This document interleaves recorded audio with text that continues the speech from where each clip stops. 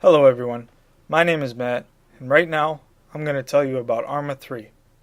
The game is an open-world tactical shooter developed by Czech studio Bohemia Interactive using the Real Virtuality 4 engine on Windows. It was released on September 12, 2013.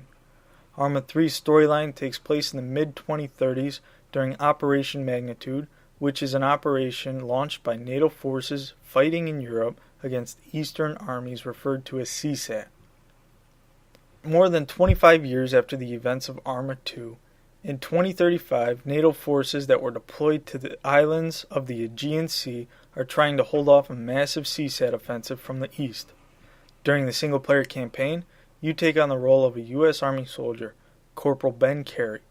Initially, you have to survive on your own after friendly forces are defeated in a failed NATO operation against the Greenbacks.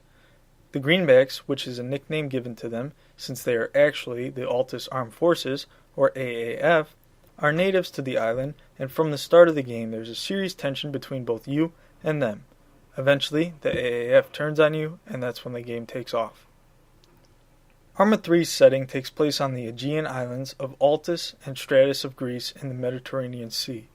Altus is the largest official terrain of the ARMA series, covering approximately 270 squared kilometers. The smaller island, Stratus, expands over a measly 20 squared kilometers in comparison. The game configuration options are very extensive and customizable.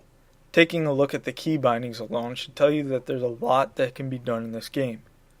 The video settings can be heavily tweaked to fit your computer specs and give you many options to make the game as playable as possible.